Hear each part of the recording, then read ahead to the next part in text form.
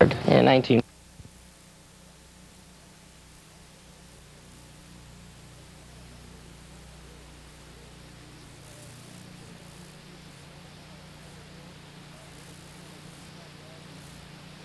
As a matter of fact, between Michelle Madoff, she's leading the ticket. You're unendorsed Democrat candidate. This is the third time in a row. The Lone Ranger, Kemosabe. All right, now, Michelle, what does this mean for you?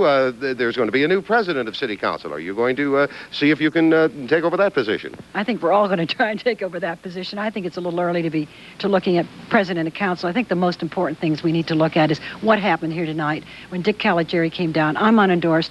We have got to stop having an adversarial battle between council and the administration. We've got to work together. We're going to balance the budget in 88, balance the budget in 89. In 90, we go belly up.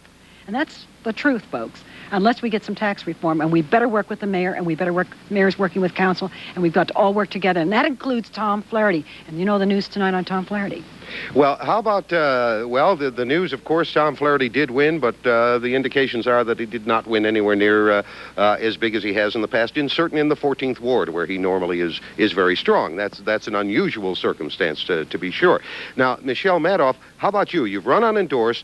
Do you think it's time that the Democrat Party endorse you? I always thought it was time they did it in the first place. I'm waiting. I'm waiting for them to get smart, you know. But you realize, of course, that today, and this kind of really apathetic showing at the booths, at the voting polls, I don't know what I was saying at this point, is that when people didn't go to vote, obviously the party went. And I obviously had a lot of the party voting for me. Okay, I tell you what, we've got some parties going on around town, and we have Stu Brown. He's been all around the place going to those parties, so let's check in and see how Stu Brown's doing at the parties. For elected council newcomer Jim Furlow, it was a celebration in this neighborhood bar in Bloomfield, a symbolic gesture for the 35-year-old candidate. I wasn't born with a silver spoon in my mouth, and rather than be at the downtown fancy hotels, I'm in the neighborhoods, and this bar represents a neighborhood bar. They've been good to helping our campaign, and these are neighborhood people, and they want to be out in the neighborhoods, and that's where I think the focus of this city needs to be. Unlike Furlow, Michelle Madoff had a fancy party at the Sheraton Station Square, where she was hoping to run #1 in the 5 council races. Another neighborhood bar, The Huddle, owned by Jack Wagner's family, was the setting for Wagner's re-election bid as he ran neck and neck with Madoff. Neighborhood workers helped Wagner count the votes. In 2 years, they'll do it all over again as the city switches to a district council system. 2 years down the road, I think you will see massive types of changes. We don't know yet where the district lines will be drawn. Therefore, we don't know what members of council will have to run against each other, and we don't know what new people we'll have. So consequently, there's a big question mark.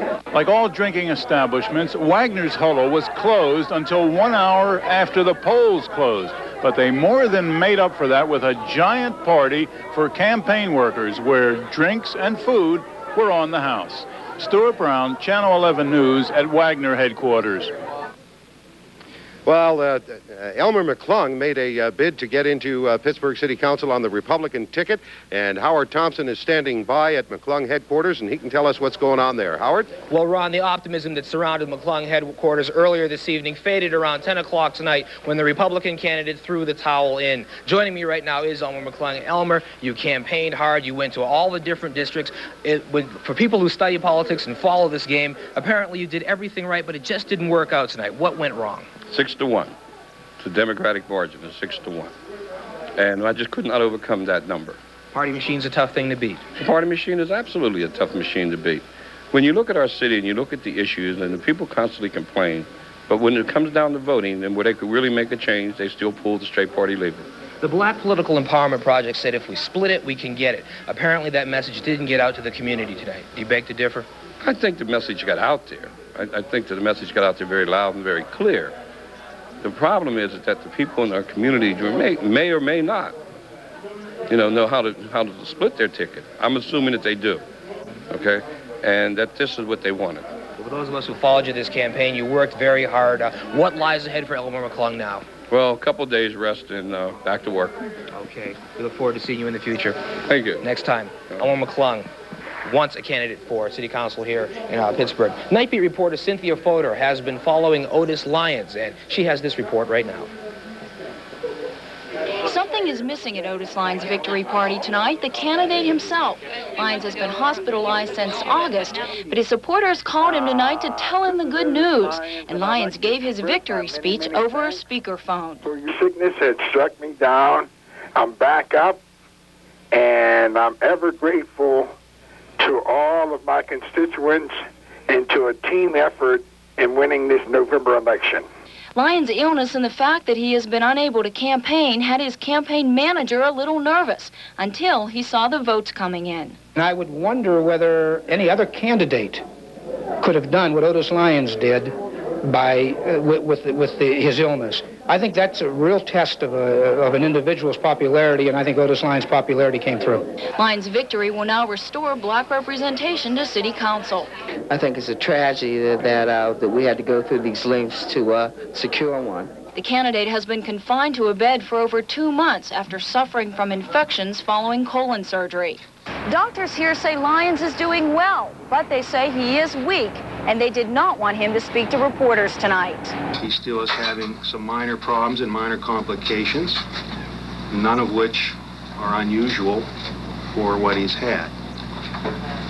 He's going to be weak, and he's going to probably be in the hospital for several more weeks. Doctors still can't predict when Lyons will be released from the hospital, but they and his supporters here are optimistic that he will be recovered in time to take office in January. Downtown, I'm Cynthia Fodor, Channel 11 News, Nightbeat. Now, the Black Political Empowerment Project, as we mentioned earlier, wanted stronger representation on City Council. They would have liked to have seen Otis Lyons and Elmer McClung on the council next year. Apparently, it's not going to work out that way. Lyons is in, McClung is out, maybe next time. With the live eye at McClung headquarters, Howard Thompson, Channel 11 News. Mike, Edie, back to you. All right, Howard, thank you. Thanks. We've showed you the winners and some of the losers in the Pittsburgh City Council race tonight. Now let's take a look at how close the race was. Checking the independent candidates first. Catherine Meter came in with 0.5% of the vote. We had Tom McIntyre coming in with 0.7% of the vote. Helen Hanley coming in with 0.7% also. On the Republican side, Jared Doganikas with 5.5% of the vote. Actually, that's 3% of the vote. And Douglas Hugney with 3% of the vote. Also, Mildred Desi has 3% of the vote with 95% in. And William Hurt has 3% of the vote as well with 95% in. Elmer McClung, 8% with 95% in. And on the Democratic side, Coyne with 16%. Also, Otis Lyons Jr. coming in. He will be on the council, as we have just found out, with 16% of the vote. Now, we want to reiterate, as Cynthia Folder told you, this will put a black candidate back on the council. Now, it's been 2 years since the council's had minority representation. Continuing the count, Jim Furlow has 14% of the count. Michelle Madoff, who we just talked to, 17% of the count. And the other incumbent, Jack Wagner, who is also an endorsed Democrat, with 16% of the count. Now, next on Channel 11's Decision 87, continuing live reports of Allegheny County races. And a check on the major mayor's race in Philadelphia. So stay with us for up-to-the-minute results.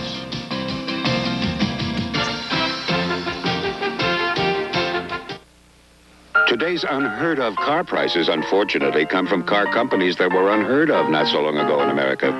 Cars with little history and an unknown future. But if you want an inexpensive car from a company with a track record, there's really only one. The new Subaru Justy. 92% of all Subarus registered since 1975 are still on the road. Why buy a car with little history when you can buy one with a heritage? Now you can have a Subaru Justy for just $49.95. If you're not watching closely, the flavor of your food can fall asleep on the job. So what do you do with snoozing food? Remember the Accent. Accent wakes up the flavor of all your favorite foods. Just shake it and wake it. Accent wakes up the flavor of food.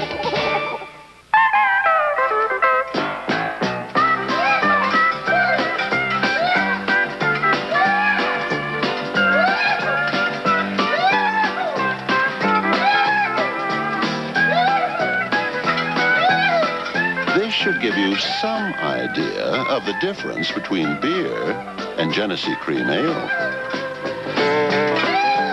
Smooth Genesee Cream Ale. It's not the same old brewski. Continuing now with coverage of Decision 87, the county commissioner's race in Allegheny County. No upsets at all there tonight. That's exactly right, Mike. Incumbents ran for re-election in every seat, and they won. We showed you this a little bit earlier. Let's take a look right now at the specific figures. This is showing 100% of the votes counted, so they are all in, folks, and this is where it stands. Democrats' Tom Foster has 39% of the vote. Pete Flaherty, a fellow Democrat, has 36% of the vote. The other incumbent in the race, Republican Barbara Hafer, has 16% of the vote. And the only non-incumbent in the race that was running, Republican William Hunt, he came in with 8% of the vote. And he had been trying to make a bid. It was kind of tough in those kind of races because when you've got 3 seats coming up and all 3 incumbents are running, it is very tough to break in. Yeah, to go in there, unlike the city council races. We've had our reporters all around the candidates' headquarters tonight getting reaction to what seems to be an early evening. As we've said all along and from the beginning, and probably it comes as no surprise to you, there were no real surprises tonight. It was pretty much a straight down the line Democratic vote in all of the races. Let's go now to the commissioners' candidates, where they are at this hour. Kelly Mitchell is with the Live Eye at the Democratic headquarters. Kelly, what is happening down there? Well, Edie and Mike, this is where the official action is, but this is by no means a victory party. That is going on at Station Square right now, but still, there is a winning feeling here at Democratic headquarters. Part of that is due to this man, Tom Forrester, who retains his county commissioner's seat. Tom, tell me, any time this morning when you woke up, any anxiety that you wouldn't find yourself back in the commissioner's chair? Well, both Pete and I have felt all along that because we campaigned together, we worked together the last 4 years, and the fact that we had larger turnouts at our political rallies than ever before indicated to us that we were going to win. And our opponents were not campaigning together, and I think this vote tonight was a mandate to Pete Flaherty and Tom Forrester and the President administration to continue to do those things that we're doing and do the best job we possibly can do, because we received, percentage-wise, a better vote this time than we did 4 years ago. There's potential for the counties now to be able to levy taxes. If you and Pete Flaherty is joining me now, if the two of you received a mandate, as you say, would you consider a tax for Allegheny County? You, Pete? Well, I think the biggest thing we've done in the last 4 years is held the cost of government down in Allegheny County.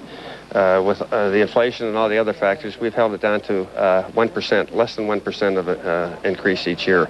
We're going to continue to work at that, holding down the costs while we still try to bring in the programs that we need for the economic development.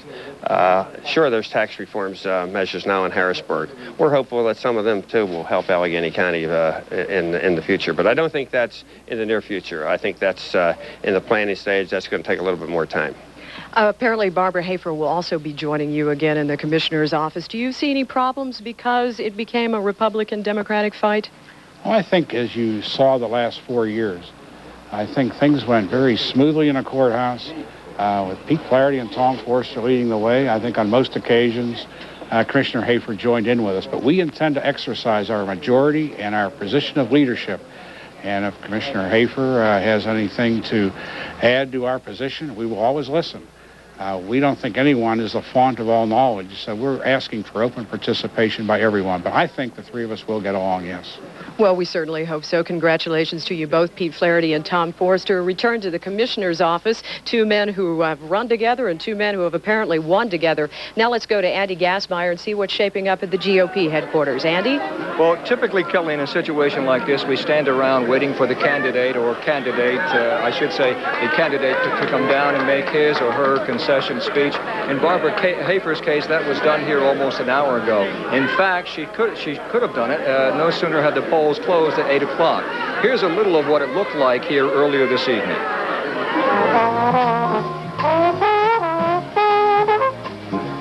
An hour or so after the polls had closed, almost everyone was ready to celebrate, save for the candidates so many had spent a lot of time and energy campaigning for. Although victory appeared well within reach by 9:30, Hafer was in hiding, waiting to make her appearance, staffers said, only when there was no doubt about the outcome. Waiting on her, a mix of Republicans and Democrats, young and old, well-to-do and otherwise. The kind of mix necessary for a Republican to get elected in an overwhelmingly Democratic county. It proved a winning combination when the nurse-turned-politician was first elected in 1984, easily beating her Republican opponent Ted Jacobs.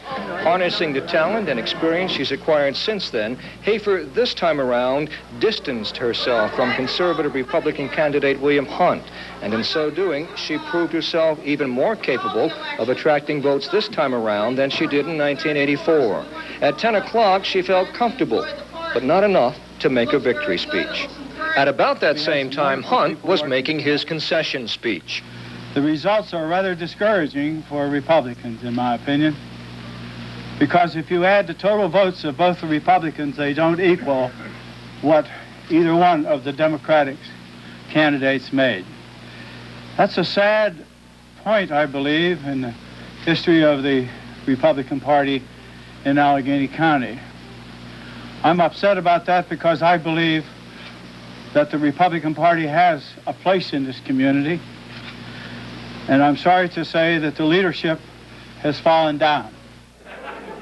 And Commissioner Hafer is here with us now. I think you tend to disagree with Mr. Hunt's remarks to the effect that the results were discouraging for the Republican Party, that the results for the two Republican candidates did not even equal the tallies for Forster and Flaherty. First of all, your comment on that. Well, first of all, I congratulate Bill on running a good campaign, and I'm sorry he's not here to share this with me, but Tom Forster and Pete Flaherty are probably two of the most popular guys in town. They have been for 30 years, and we always knew it was going to be very difficult to beat them. There are no compelling issues to turn the three of us out, and therefore there was also no issue for Bill to be brought in, and I think that's really the issue. The Republican Party is alive and well. It's very strong. We had a low turnout because I think the people were satisfied with this present Board of County Commissioners. I've done what I had to do. I stood up and spoke out when I needed to, but I've worked very well with Tom and Pete, and I congratulate both of them on their very fine victory.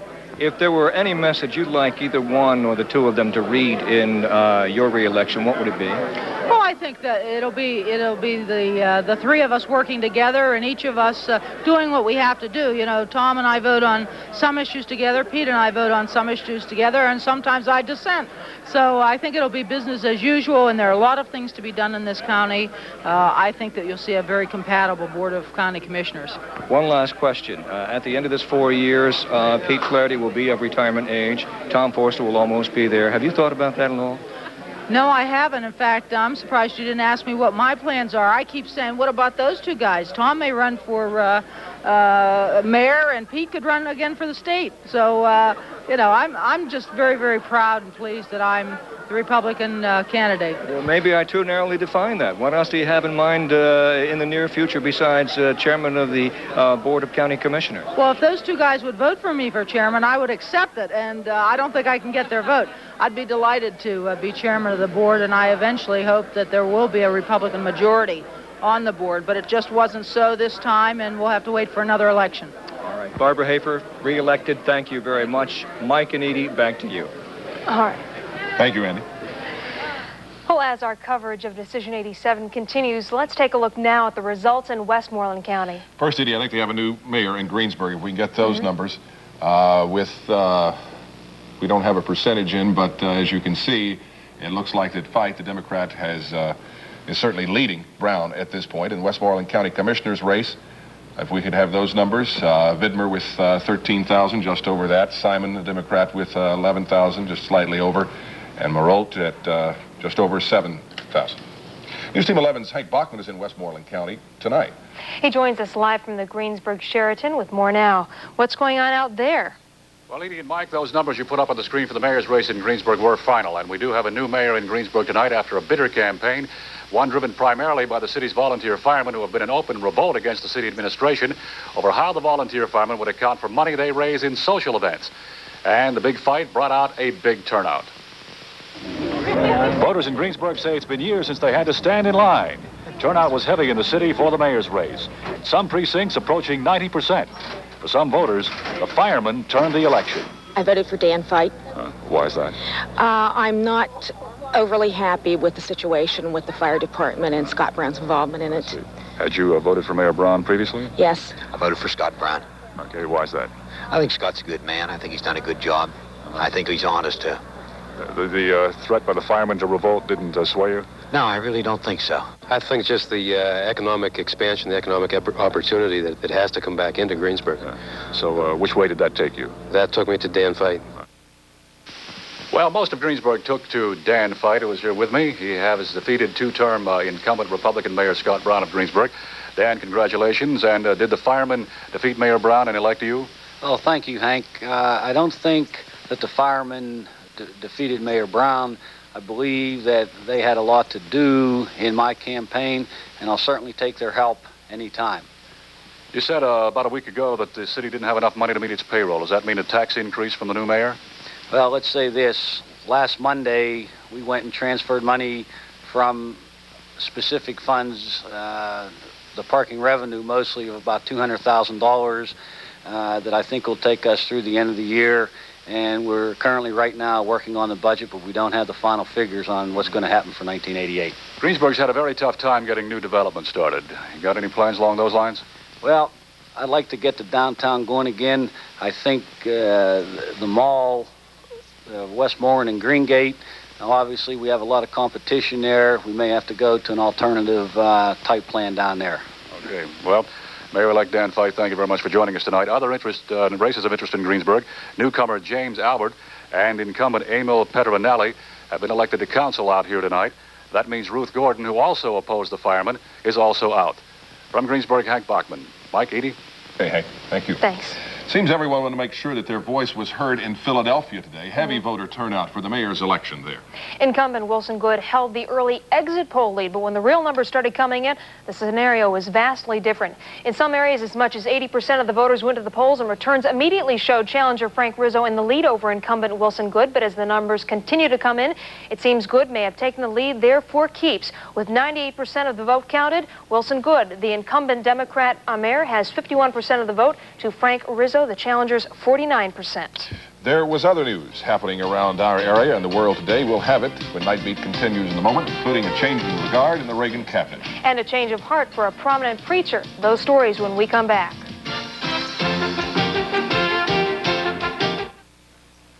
At ProCare, we make you this promise. If there's nothing wrong with your car, we won't fix it. But if there is, we'll fix it right. If you bring in your car for brake work, I make sure the job's done right. And if your car needs a tune-up, it doesn't leave here till it's running right. From simple oil changes to major engine overhauls, there's only one way to fix your car, and that's to fix it right. At ProCare, we guarantee our work, we guarantee our parts. That's our word. We keep our word. When you're banking with us, Mellon does what it takes. We'll do whatever you need to get the breaks. All the best you deserve, you see. We make things easy.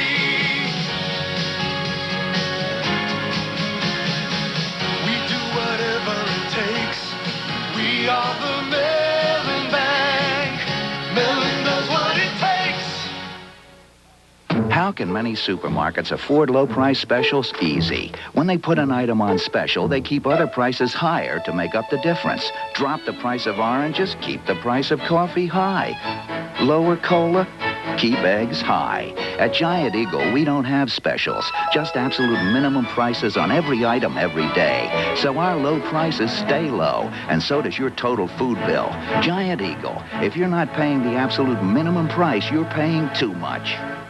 You know, a lot of stores try to push down the price of some of their toys with toy sales to make you think all their prices are as low as Children's Palace. But before they even get that low, their prices pop back up. At Children's Palace, we push down the prices as low as possible on all the toys kids want, and we keep them there. So quit playing games when you're buying toys. Come to Children's Palace and discover how much less toys can cost. An Overbrook woman was killed tonight when she walked into the path of a car in the 2500 block of Sawmill Run Boulevard.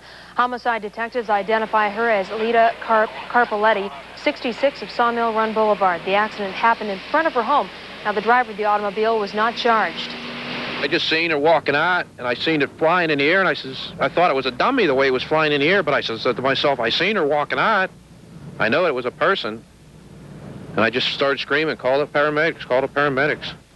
Police say the woman died of massive head injuries, and they are still investigating the accident. Mike? Several fire companies are still on the scene of a multi-alarm blaze in Homewood tonight. The fire broke out in an abandoned building in the 700 block of North Homewood Street around 8:45 tonight and quickly spread to 4 alarms.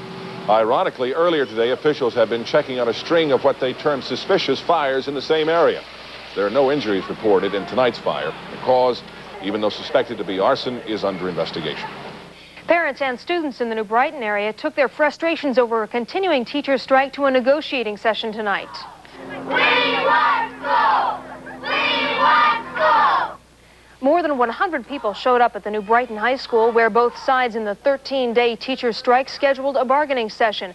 School board members needed a police escort, though, to get into the school. The session broke up about an hour after it started. No agreement reached.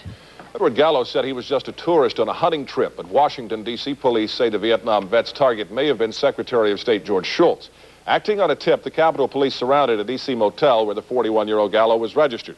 A SWAT team was called in, as was a police helicopter. The streets around the hotel were blocked off.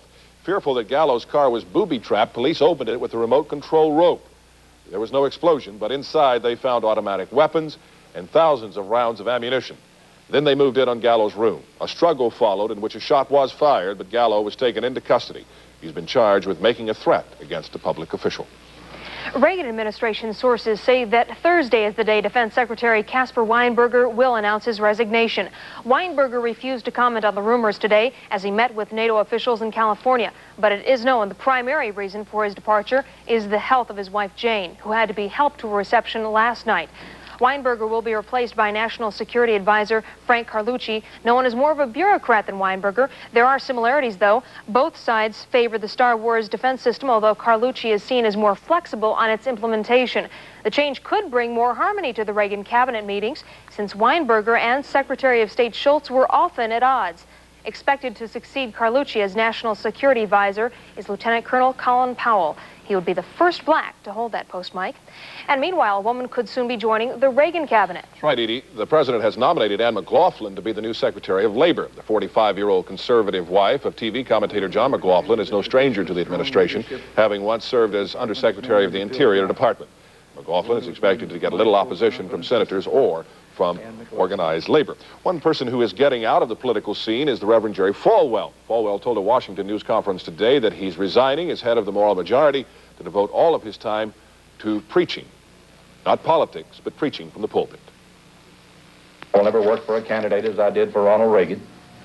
I will not be lobbying for legislation personally. I will not be registering voters and traveling up and down the land a couple 100,000 miles a year for those purposes. I am now rededicating my life to the preaching of the gospel. Falwell said his decision was not related to his recent involvement with the PTL Club. Tabitha Foster continues to make progress recovering from multiple organ transplant surgery last weekend. The 3-year-old Kentucky girl is described in stunning condition by doctors at Children's Hospital. Tabitha received 5 new organs on Saturday, only the 3rd person to undergo such an operation. Doctors now want to see if her body will accept the new organs. If so, they say Tabitha could be eating solid food for the first time ever next month. It was another roller coaster day on Wall Street today, with the market taking a plunge at the closing bell. A late buying rally at the end of the day helped chop some of the loss. The Dow Jones average still dropped more than 50 points, closing at 1963.53 on volume of more than 227 million shares. Today's loss ended a string of 5 up days on Wall Street. Edie?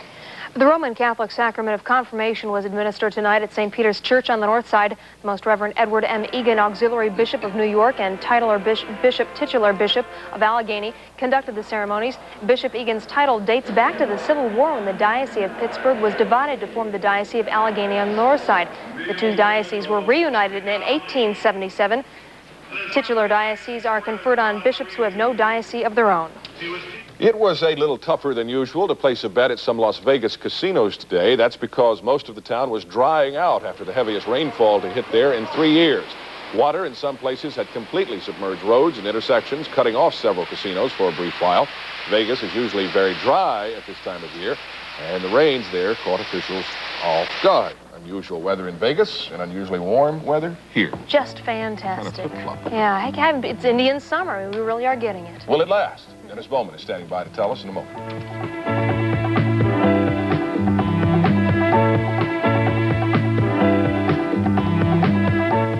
Hi, Pittsburgh. I'm Alex Trebek. The Jeopardy staff and I will be in your city soon looking for a special kind of young contestant. If you're between the ages of 13 and 17 and think you can challenge some of the brightest young minds in the country, then send a postcard with your name, address, telephone number, and age to Jeopardy Teen Tournament, Van Nuys, California, 91469. Postcards will be selected at random for a limited number of testing appointments in Pittsburgh. If you pass the test, you could be competing early next year on the Jeopardy Teen Tournament. Now you can get a home-style dinner no matter where you roam. 'Cause as long as there's a Bob Evans, you're just a few smiles from home. Welcome to Bob Evans. You'll like our charbroiled chicken and ribs. The halibut and steak are great, it's no fear. Welcome to Bob Evans. Some of the best cooking you'll ever have. Just a few smiles from home. Next time on The Judge. It was burning me. I tried to wipe it off, but everywhere it touched, it burned. A young girl scarred for life holds corporate polluters responsible. We don't dump acid. No, Banneker would never make a mistake, and you would never lie to protect your job. Now, the victim's father is out for revenge. What's in this vial? Do you know what it's going to do to your face? Bailiff? No, please don't. The People's Court, tomorrow at 4, followed by The Judge at 4:30, here on Channel 11. What a hill. Yeah, get the brakes done. Uh-huh. You Midas-size them? Uh-huh. Why didn't you Midas-size the brakes? I didn't think it mattered. Didn't matter? Halfway up the Himalayas and it didn't matter? Midas-size your brakes and get it right the first time. Then they're backed by the dependable, unbeatable Midas guarantee. I should have Midas-sized. Ah, but you didn't, did you, buckaroo? Well, this was Election Day. Low voter turnout, but the weather cannot be the reason why. I think everyone was out at the parks probably having picnics Too good today. a time to vote. That's right. Probably What about had it, Dennis? something to do with it. I tell you what, I don't know what your plans are for tomorrow, but you got an entire summer's worth of activities that you got to jam into one more day because the string ends after tomorrow. A cold front comes through and everything kind of turns around after mañana. Right now, it's just kind of breezy here on the hill. And it remains quite mild, really, when you think about it. 60 degrees is where we are right now at airtime. 75 was our high today. The low this morning was 57. And there was a trace of rain sprinkle activity early on, too little to be measured out at the airport. And looking at our regular reporting stations, you can see that a common temperature reading is 60 degrees. You got Buffalo and Youngstown and Columbus and Wheeling and Pittsburgh and Morgantown and Charleston, West Virginia, all at 60 degrees with mostly clear skies. The coolest report is over at Philadelphia. 55 degrees there and 58 up in State College. Nobody reporting any rain, but they're getting rain galore down here where what may become a tropical storm is in the process of forming about at 125 miles west-southwest of Tampa, Florida. Right now, it is still called a tropical depression. The highest sustained winds are only 35 miles per hour, but they've had 3.5 inches of rain at Fort Myers, Florida, and at Orlando, Florida, over 2 inches of rain today. So that's basically just still a low-pressure system causing lots of rain there. We still have our warm flow right into the tri-state area around that high that's going off the coastline. These cold fronts here will be joining up over the next 24 hours and sweeping through as one. A second blast of cold air comes through behind that to reinforce it.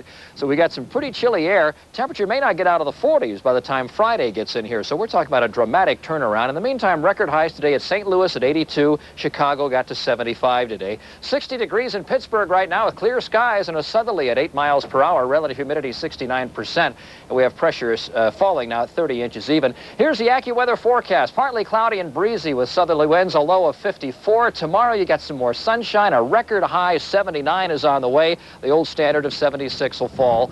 Patchy clouds, scattered showers tomorrow night, low 46. And then in the 5-day forecast, here's the big change. On Thursday, partly sunny, a 56-degree day, only 49 for the high Friday. Then we warm up just a tad for Saturday and Sunday. Sunshine and temperatures in the mid to upper 50s for the weekend. So that's it. You kind of kiss it all off there as far as the 70-degree plus weather is concerned. You know, Dennis, I mean, if we're going for 79, let's just do 80 and be done with it.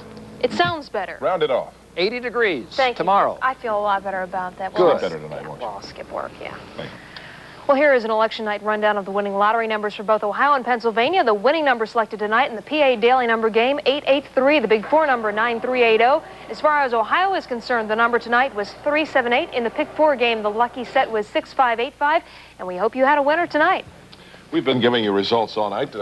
You have any results for us? We got some numbers for you. Big night for the Penguins. Good. One you'll love to hear about. But Good. first of all, the Steelers cut 5 more players today, and yes, the Penguins cut up the big bad Flyers. The sports when we come back.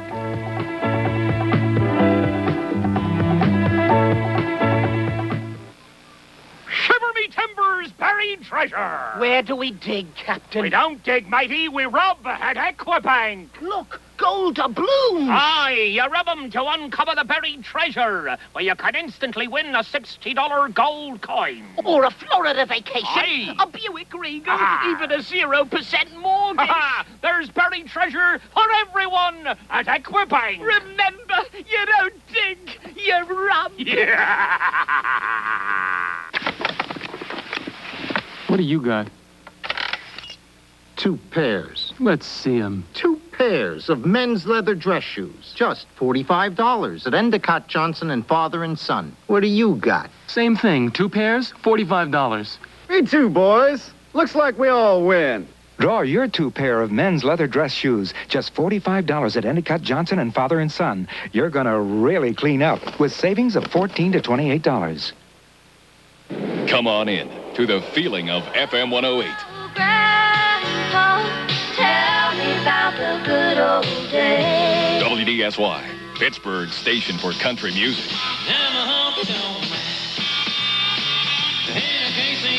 Artists you know, music you like. Oh, I listen to her breathe and it makes me want to wake her up and tell her that I'm on fire. Continuous country, WDSY, FM 108. Ah, the Donnelly Directory. It's a complete, colorful yellow pages that's better and easier to use. Won't he ever learn? Good thinking, the Donnelly Directory. It's a better yellow pages with community services, local zip codes, emergency numbers, and more. To the rescue, the Donnelly Directory. It's a better yellow pages and much, much more. For savings to the sun, fly U.S. Air to Florida, Arizona, or California. Our low fares will make you feel warm all over. You're smiling if you're a Pens fan. Let me give you a pleasurable respite from the election returns, okay? Okay. We're getting to something really good here. Pens may not be able to win in Philadelphia, but they play the Flyers tough here at the Civic Arena. Before a sellout crowd of 168 tonight, the Penguins beat up on the Broad Street Bullies 5-1. Here's a brilliant goal by Mario Lemieux to get it started. He fakes out defenseman Shel Samuelson, then puts another Hall of Fame move on Doug Grossman, then threads a needle with a shot. It beats goaltender Ron Hextall. Pens make it 2-0 before the end of the period. Mo Mantha keeps the puck in the Flyers' end. Craig Simpson finds himself all alone in front of Hextall. That's his 10th goal of the year. Then in the second period, Hextall with a fatal mistake. His clearing pass blocked by Randy Cunneyworth, who skates in and fires the puck into the partially empty net. 3-0 Pens at this point. Then Lemieux again, a 3-on-1 break. He'll use Dave Hannon as a decoy and fire the puck past Hextall. A 4-0 Pittsburgh lead. Mario's 15th goal. He leads the NHL. Pat Riggin lost his shutout midway through the third period tonight when Ron Sutter fired a shot over the right shoulder of the Pens goalie. But the Pens play their best all-around game of the season, and they beat Philly tonight by a score of 5-1. Elsewhere on the island, Randy Wood, a great solo effort here. He fires his shot from the right face-off circle and scores his 6th goal of the year. That breaks a 1-1 tie. The Islanders go on to beat New Jersey by a final of 6-3. Meanwhile, at Washington, the Caps really sweated this one out. They blew a 2-0 lead, and then Bobby Gould, a nice individual effort. He'll score his first of the season to break a 2-2 tie. The Caps beat Vancouver. The final there was 3-2.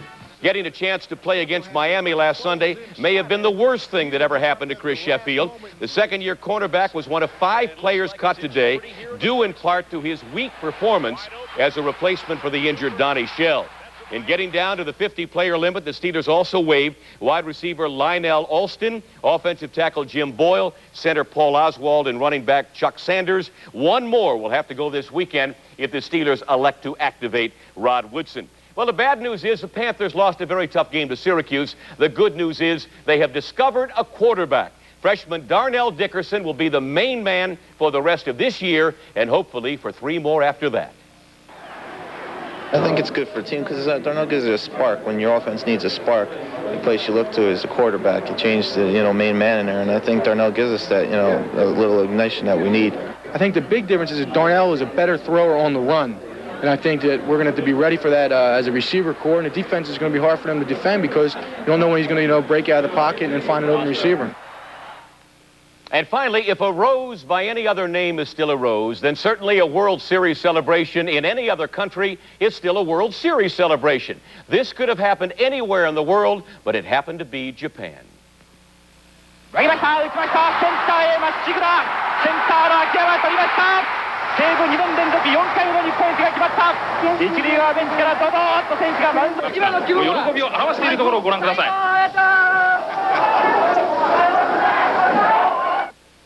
Right down to the champagne in the lens. And you didn't need subtitles. No, you didn't need a thing. Didn't have to understand a word part they of said. it. Love it, Mike. Well, thanks. When we come back in a moment, our News Team 11 coverage of Decision 87 will continue. I'll be talking live with 3 political experts to get an overview of today's election and a look ahead to 88 as well. So stay with us.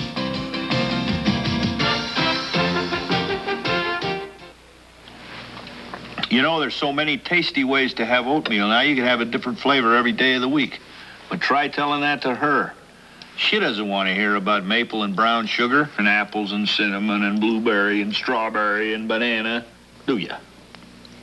She eats peaches and cream oatmeal every blessed morning, don't you? You see, to me, it's the right thing to do. To her, it's the tasty way to do it. Quaker instant oatmeal. It's the right thing to do. Oldsmobile, official car of the U.S. track and field team, announces the Cutlass Invitational Trials, presenting the strongest Cutlass team that's ever taken the field. Cutlass Supreme Classic, Cutlass Sierra, and the Quad 4 equipped Cutlass Calais. The efficiency of 4 cylinders, the performance of 8. The new Olds Cutlass is primed and priced to challenge any car in the world. See your Super Grand Olds gang during the Cutlass Invitational Trials and get a free sports bag with a test drive. And now it's time for Wheel of Misfortune.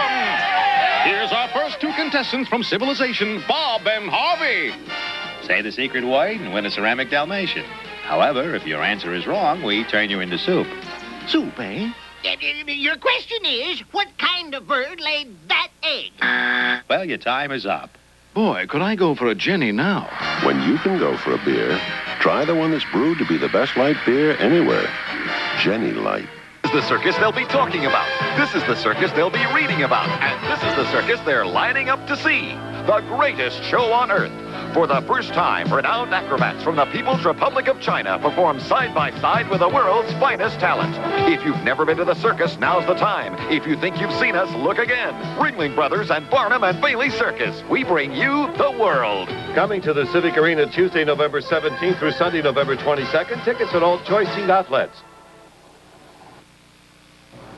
We continue our expanded Nightbeat coverage of Decision 87 now with a look at the statewide races. We voted on whether certain state judges should keep their jobs. We begin with State Supreme Court Judge Rolf Larson, a Pittsburgher. With 46% of the vote in, the yes vote is 64%, no 36% vote to retain the judge. On the Commonwealth Court, the retention vote on James Crumlish with 46% of the vote in, 75% vote yes, and 25% say no. Turning now to the Common Pleas Court, retention of Gerard M. Bigley. We do not have any figures in on that just now. Judge S. Louis Farino, do we have any figures in on that yet? No, we do not. Now we'll check on Judge Martin Wexelman to see if we have any figures in on that. We're trying to pull these up for you right now. Sometimes just during elections it gets a little hectic around here. We don't have any of those, but what we're going to do is try to pull those numbers up for you and bring them to you later. Right now, I want to let you know that Mike is standing by live with some information about what is going on right now in the election. That's right. As our News Team 11 coverage continues of Decision 87, we are joined by 3 political experts to give us some insight on today's election. Elsie Hillman, a Republican with a wealth of knowledge of the Republican Party politics. Mrs. Hillman is currently serving as the general chair of George Bush's presidential campaign and is also on the Republican National Committee as well. To my immediate left is Larry Yatch. Larry is the chairman of the State Democratic Committee. And Tim Stephen is co-chairman of BPEP, a Get Out the Vote Blacks organization. Let's take a first look at the Pittsburgh City Council race, if we might. 5 seats were up for grabs today. There were no real surprises. It was a straight Democratic victory as it looks now. Wagner, Madoff, Furlow, Coyne, Lyons, which will give black representation on the 9-member council. Republican McClung could have done that as well, but the vote went straight Democratic. Did your organization get behind McClung as well as Lyons? And why did it not help him out if you did? Tim Stevens. Well, first of all, the Black Political Empowerment Project was not endorsing any candidate or candidates, but we were alerting particularly the black community and the white community as well that there's an opportunity, and there was an opportunity in this election to do something historic. In, I believe, 54 years, also you can confirm that, there's never been a Republican, white, black, or yellow, or red to sit on city council in Pittsburgh. So we were potentially bucking 54 years of history. And I think Elmer, if he were here at this session, would tell you that the possibility of him winning was at least a distant possibility, and we all knew that. Pittsburgh Republicans did get behind him in a pretty big way, though. What's it going to take to get a Republican on council? It would be historic. What will it take? Are you asking me? Well, yes. I think we were just talking about that, the 3 of us sitting here. And I think it's making one Democrat sort of the focus of the attack rather than just picking a little bit across the board, which is, I'm afraid, what we did this time. I think there was a very concerted interest in what happened to Elmer McClung, but it was very, it wasn't going about quite the right way. The turnout for people voting for an independent type Republican, as I would view McClung, would have to be very, very strong. In the black community, the turnout would have to be probably overwhelming and voting in a very specific fashion. Well, that's another issue to be dealt with. It was extremely low voter turnout today. As we said earlier, you can't blame the weather. It was probably less than 40% or right around 40%. I haven't seen the exact figures. The Election Bureau felt it would be closer to 50, and we won't know till we look at the hard statistics. But it wasn't a heavy turnout. It wasn't a heavy turnout. And it's a lack of what? Lack of issues, lack of a strong two-party system, lack of a compelling candidates. What's it going to take to get the strong voter turnout, the involvement, to do away with voter apathy? I'm not so certain it's a bad focus on two-party system. It's been historic. When we have major races that are in contest, then we bring the voters out. And clearly, at the county commissioners level, there was no real strong contest. If you look at the percentages, in fact, compared to 1983 to this race, the margin between the Republican in the 3rd slot and the 2nd Democrat widened even further. Than in 1983. Than in 1983. So Barbara Hafer's percentage was much lower, much and yet lower. Republicans are saying that they have been really getting out the vote, and there's been some people going to the Republican Party. That proves to be not necessarily true if you use this election as an example. That's right. I'm not sure that this is one. You have to use it because that's where we are right now. Right. But there are also some other good things that happen in some other places in the state. We won some elections in other places in the state. I was talking just a few minutes ago, looking at some of the figures, and we won the district attorney in Erie, which is a very different thing that's happened to before. No way. No way that we did it. And Tom Dempsey, and legislator in Lycoming County. What else is there here? Ken Smith, mayor of Bethlehem. And I don't know, that was just sort of those candidates somehow brought people out. I think as we were talking, it's a question of often of the organization, how strong the organization is, how personable the candidate is, and what the local situations are. One thing that I would think that would probably have some impact on Democratic Party and Republican Party politics is what's happening tonight in Philadelphia with the mayoral race between Rizzo and Good. And it appears from what we have right now that Good is certainly going to be reelected.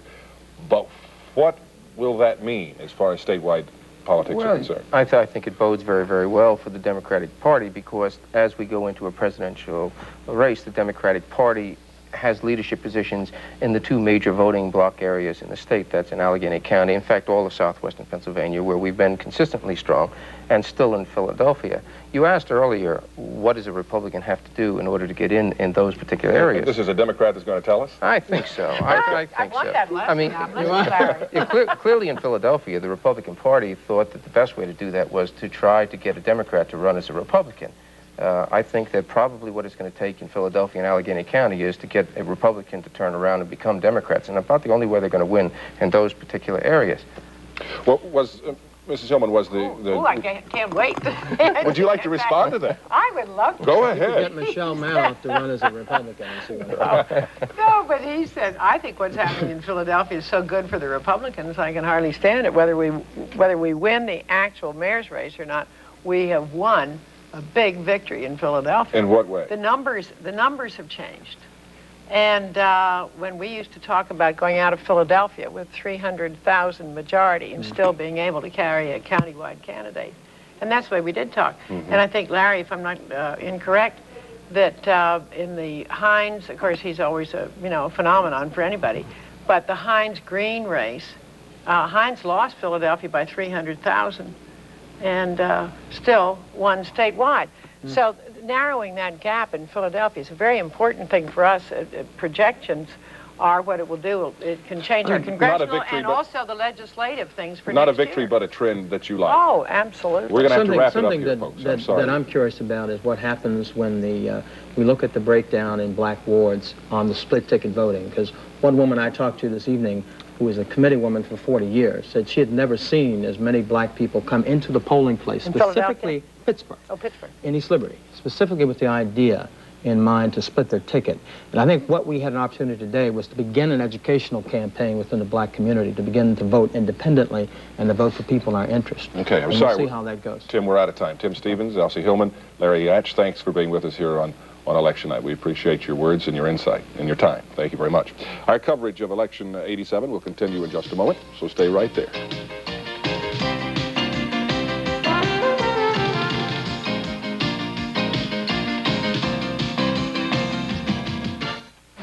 Hey, how tough is this Pinnacle tire? Let me show you. If you faced what your tires face, you'd know why you need the Pinnacle tire from ProCare. So tough, it comes with the only free road hazard warranty, plus a 50,000-mile tread warranty and free replacement during the first year in case of any failure. I'll take them. Good. I'm glad you like them. The Atlas Pinnacle from ProCare. Another way we keep our word. Pizza Hut brings back the good old days with our new hand-tossed traditional pizza. To introduce it, we're offering 2 medium hand-tossed cheese pizzas for $9.99, and $1.29 per topping covers both. It's hand-tossed for a crispy, chewy crust that's not too thick, not too thin. And now, as a special offer, you can get 2 hand-tossed traditional cheese pizzas for $9.99 at Pizza Hut. For dine-in or takeout. When you taste the diet sensation, you could win a Club Med vacation. The antidote for civilization is one great takeaway. Hey! Diet Pepsi. Club Med vacation. Enter today to win 1 week Club Med vacations for 2 for the next 6 years. Enjoy the Diet Pepsi sensation to win a Club Med vacation. See store displays to win Club Med vacations from Diet Pepsi with 100% NutraSweet.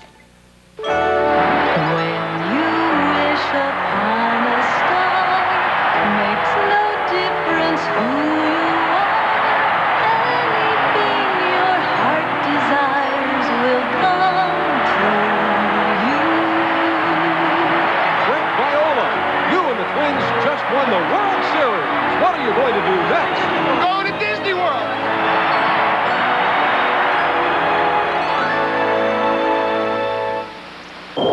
Emma, can you come over here and bring the mayor?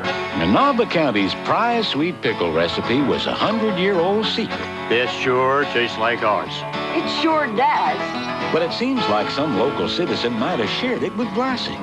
Now, if you're wondering who might have given Vlasic the recipe for these new country classic sweet pickles, well, around here they're getting a pretty good idea. Try all 5 new Vlasic country classic sweets.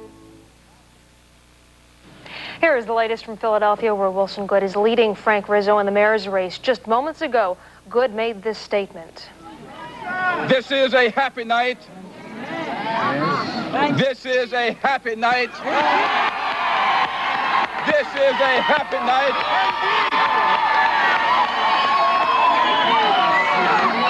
And I want to thank all of you who worked long hours and hard days to make this happen.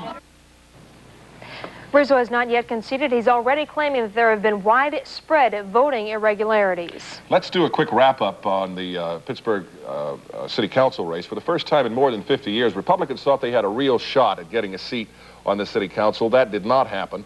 Also, there was the chance for a black to reclaim a spot on the City Council, and that did happen. Made for a very interesting race for a short while tonight anyway. But as it turned out, the voting went straight down the Democratic Party line with 100% of the precincts reporting in. There are the results. Meter with 0.5%. McIntyre, you saw the numbers.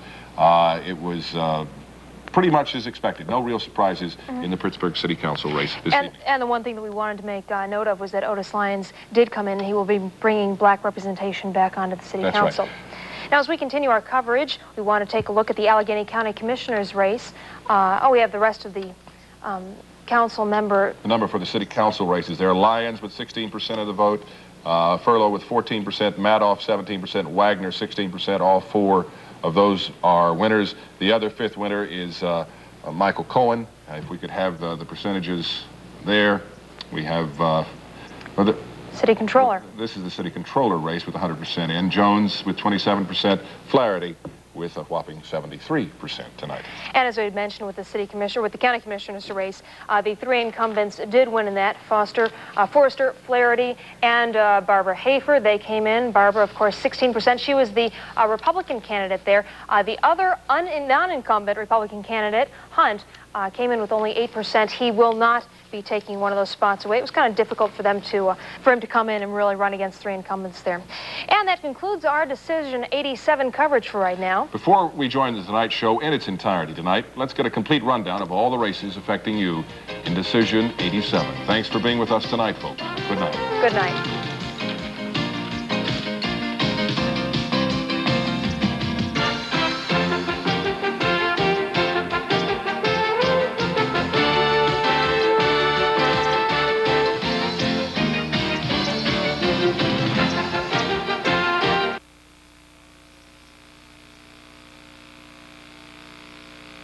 I'm Alex Trebek.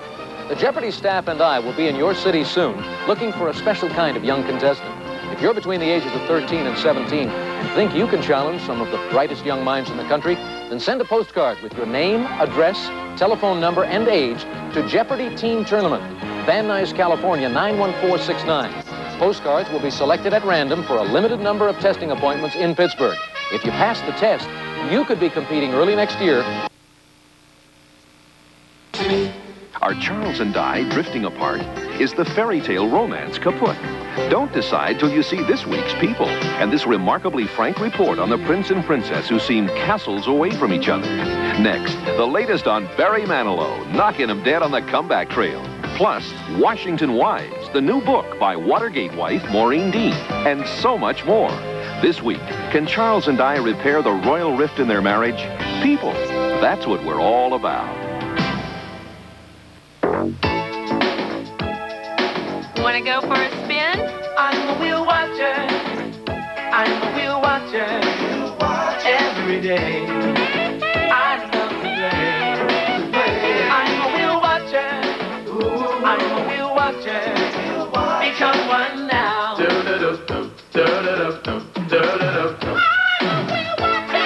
Be a wheel watcher tomorrow at 5 here on Channel 11.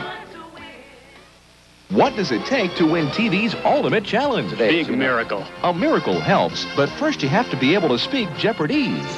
Jeopardese, the ability to communicate in the form of a question. How the exclamation point in Jeopardy would be read by Victor Borga. What is When speaking Jeopardese, the question is the answer. Sometimes it's a word. What is you? Sometimes it's a laugh. What is ha ha ha ha? But it's always lots of fun. Tomorrow at 7 on Channel 11. Hi, I'm Pat Sajak. And I'm Vanna White. We're coming to Pittsburgh real soon to find folks to be on Wheel of Fortune. That's right. With help from Channel 11, you can be a contestant on Wheel of Fortune out here in Los Angeles. Actually, it's Burbank, but who's counting? The tryouts for the show will be in Pittsburgh, and you need an appointment to audition. We'll tell you how to win an appointment during the Channel 11 news at 6. Or you can listen to B94 between 5:30 and 10 a.m. for your chance to audition. If you're chosen by our judges, you could be on Wheel of Fortune weekdays at 5 on Channel 11. Emma, can you come over here and bring the mayor? Manawba County's prize sweet pickle recipe was a 100-year-old secret. This sure tastes like ours. It sure does. But it seems like some local citizen might have shared it with Vlasic. Now, if you're wondering who might have given